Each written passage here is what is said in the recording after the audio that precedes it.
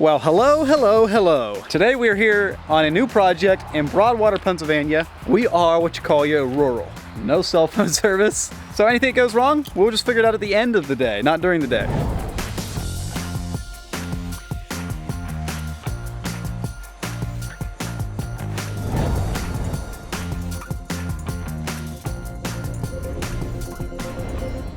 Still cleaning some red Georgia mud off my camera. If you want to see where that came from, click up in the corner for the link to that video. You won't be disappointed. But Ben is putting together some conduit right now.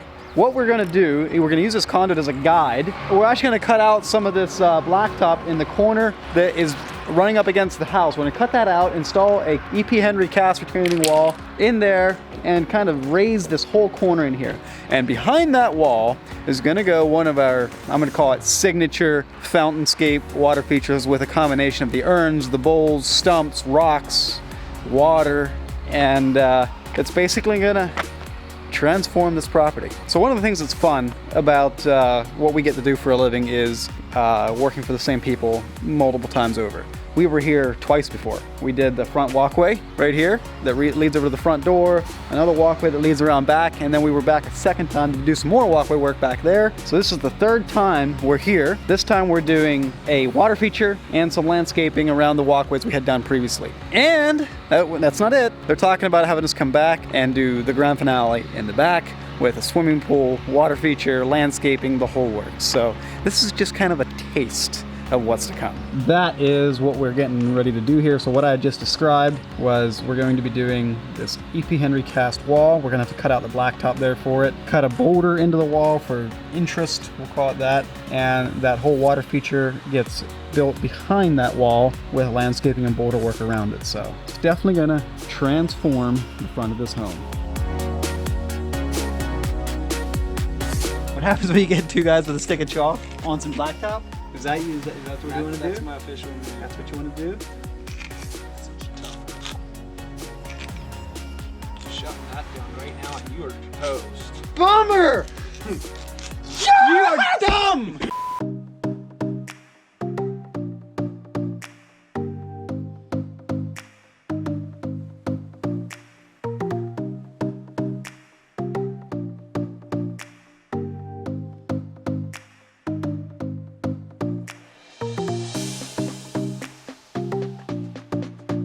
Time to dump off some stone.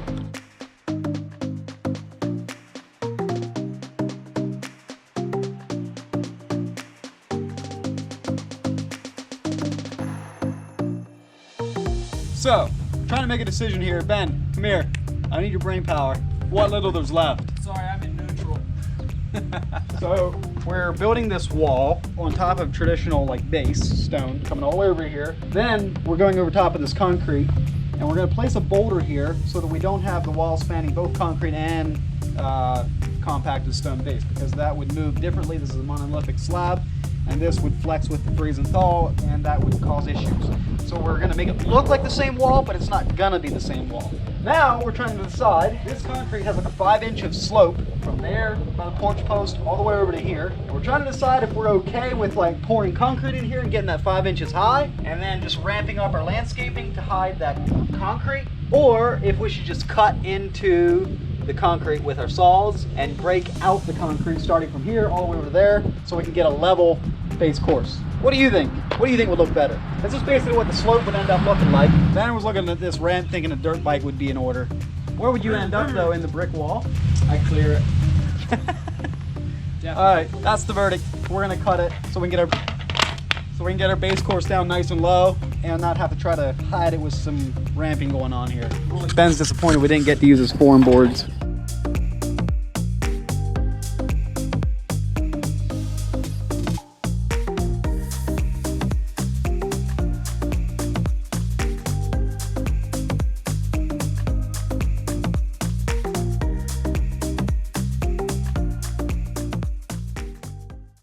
All right, day 2, we finally got this concrete cut out. Ben and Logan here, gladiators of the concrete saws. Here's what was going on. You see this concrete pad? We're gonna place this water feature on top of this concrete pad. So we had to build a wall so we had room to put our basin in. But the concrete dropped 5 inches from that corner to here. So the only options were either form up this and add 5 inches of concrete down here for the wall, or start cut out the concrete and remove 5 inches of concrete up there. See how right here this block is barely like half an inch below the concrete, and up there the block is like only sticking out of the concrete like 1.5 inches, because the wall block has to go in level. Concrete was not level. Cutting out the concrete, putting in this stone setting bed like this was our only option. So Ben and Logan finished up the dirty work on that. Ben's putting in the base course right now. And another complexity with this wall is because we are bridging from concrete to a normal stone base over here in this section, the wall on top of the concrete is going to behave differently than the wall on top of the normal stone base, because the stone base will flex, the concrete will move as one monolithic slab with freeze and thaw. And if we were to span this, it would for sure buckle and move differently. It wouldn't do good things. So what we're going to do, we're going to place this boulder right here, right up against the edge of this concrete. That wall on top of the concrete is going to run into the boulder on this side. The wall that is on top of the normal stone base is going to run into the boulder on this side. And basically it'll allow for a bit of flexing to go on without you ever being able to tell. So that's how we're dealing with the technical challenges of this wall. Once this wall is done, we'll finally be able to get to the fun part. That is the water feature. Wow, look at that strap job, Logan. What a pro. Okay, bring it on in. So, a couple of things that I like to consider when picking a boulder to cut into a retaining wall is I like to have as straight of an edge, straight of a side on the boulder as possible. It just makes it a lot easier. And I also like when the wall cuts into the boulder at an angle where the boulder is like from front to back, instead of from front to back going this way, going from front to back this way, like the angle of the boulder. It makes it much easier to cut the wall when this is the first edge that hits instead of the back edge of the block. Like here you get an idea a little bit. It'll be much easier to cut this wall into this retaining, into this boulder, because we don't have like a funky angle going on this way. That's always difficult when, if I would have had this boulder turned at a 180 and this thin point would be out front, it'd make it a lot more difficult. But this boulder is actually absolutely perfect because it has a nice, easy to cut into sides. The angles are good, it's tall, I love it.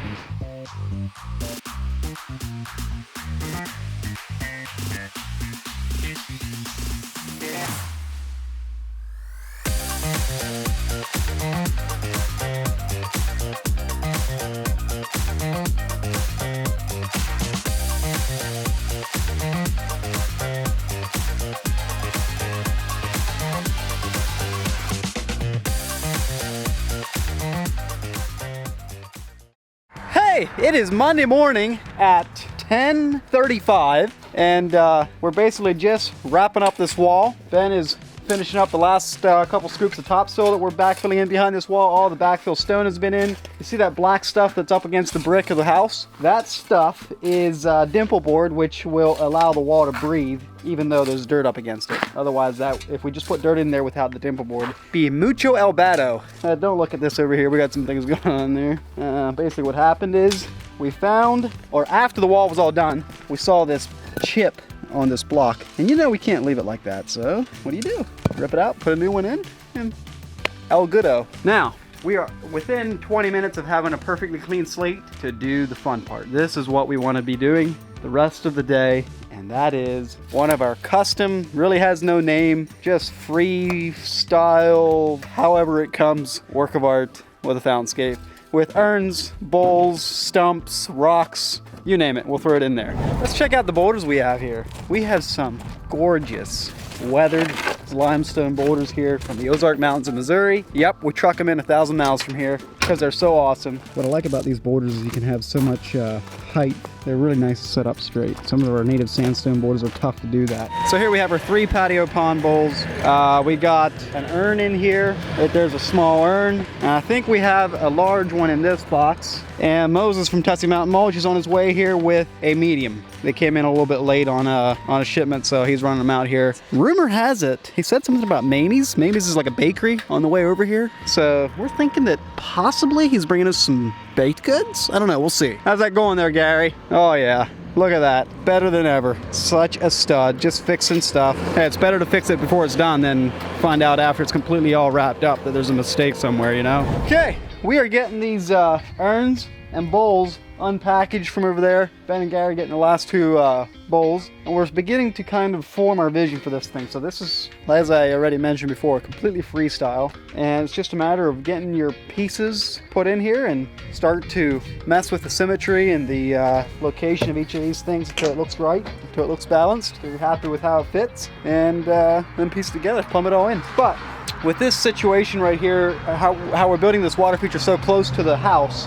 I gotta stay at least this far away from the house with these things because they splash a fair bit, and I don't want to get any moisture on the house wall back there. We may get a bowl back here, like that's her office, and I'm not sure what this window is. I think this might be the living room, but normally putting a bowl back here would be completely hidden, but in this case with these windows right here, it'd actually be kind of a cool little hidden corner where you have a bowl back here that's hardly visible from the front but gives a beautiful viewing aesthetic from inside. So I think that's what we're going to do, because it's going to look unbalanced if everything's pushed out forward toward the wall with these tall urns with nothing back here at all. So we'll get it balanced together here. We're going to mess around with placing these things until we get a happy looking setup. And yeah, that's quite the bowl hat there. Is that what you put on before you get a haircut?